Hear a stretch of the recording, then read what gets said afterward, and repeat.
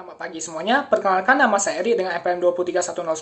Jadi saya adalah seorang mahasiswa dari Universitas Internasional Batam. Jadi pada hari ini saya akan membagikan pandangan saya mengenai efektivitas pembelajaran secara daring terhadap mahasiswa di era pandemi COVID-19.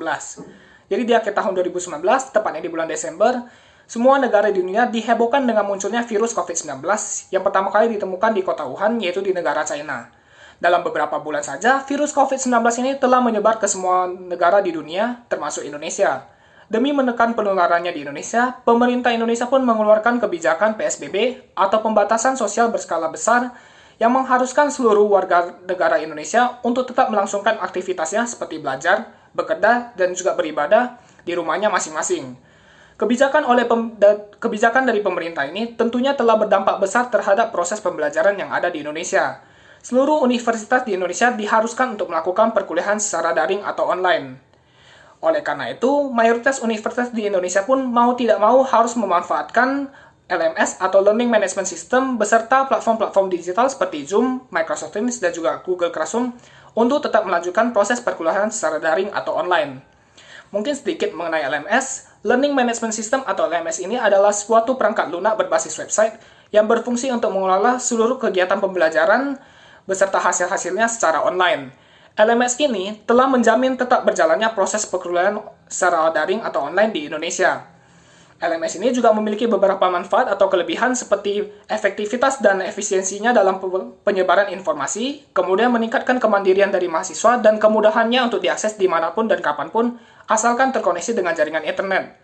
Walaupun begitu, faktanya di lapangan adalah pembelajaran secara daring ini terbukti masih belum terlalu efektif untuk dilakukan dibandingkan dengan pembelajaran secara tatap muka. Hal ini disebabkan karena mahasiswa yang merasakan banyak kendala ketika menghadapi proses perkuliahan secara daring atau online. Salah satu kendala yang paling sering dihadapi oleh mahasiswa ketika melakukan perkuliahan secara daring atau online adalah gangguan dari luar. Contohnya adalah saat mahasiswa sedang melakukan perkuliahan secara daring atau online, tiba-tiba saja ada adik atau anggota keluarga lain mengajaknya untuk bermain. Selain itu juga ada gangguan seperti suara musik dari tetangga yang terlalu keras, kemudian juga ada suara kendaraan bagi mahasiswa yang tinggal di perkotaan yang terlalu keras, yang kemudian membuat mahasiswa menjadi tidak fokus ataupun menjadi tidak semangat dalam mengikuti perkuliahan secara daring atau online. Selain itu juga ada kendala lain yang sering dihadapi oleh mahasiswa, contohnya adalah jaringan internet yang tidak stabil.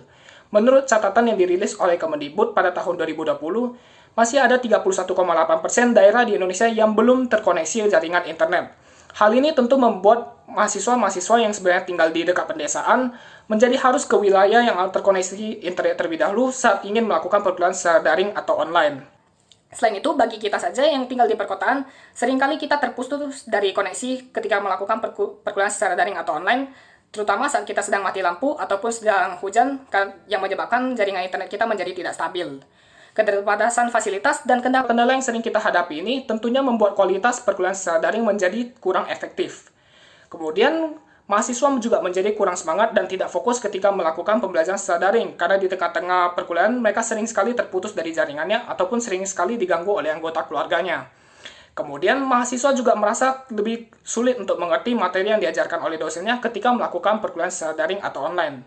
Menurut sebuah penelitian yang dilakukan oleh Zarillah dan kawan-kawannya pada tahun 2020, mahasiswa di Indonesia ini masih merasa lebih nyaman dan merasa perkuliahan secara tatap muka ini lebih efektif dibandingkan pembelajaran yang dilakukan secara daring. Pembelajaran secara daring atau online ini sebenarnya memang menjadi opsi satu-satunya ketika era pandemi COVID-19. Perkuliahan secara daring ini juga sebenarnya memberikan kita sangat banyak manfaat seperti kemudahan pengaksesannya dimanapun dan kapanpun, kemudian juga meningkatkan kemandirian dari mahasiswa. Namun memang secara faktanya, segala kendala, gangguan dan juga gangguan koneksi ini membuat perkuliahan secara daring ini menjadi lebih tidak efektif dibandingkan dengan perkuliahan secara tatap muka. Beberapa penelitian yang telah dilakukan juga telah menunjukkan bahwa mahasiswa masih lebih nyaman melakukan pembelajaran secara tatap muka dibandingkan pembelajaran secara daring. Oleh karena itu, dapat disimpulkan bahwa sebenarnya pembelajaran secara daring di masa pandemi COVID-19 ini sebenarnya tidak efektif untuk dilakukan. Namun memang menjadi opsi satu-satunya yang dapat dilakukan pada saat itu untuk tetap melanjutkan proses perkuliahan yang ada. Nah, saya rasa itu saja pandangan saya mengenai efektivitas pembelajaran secara daring di masa pandemi COVID-19. Terima kasih telah menonton video ini.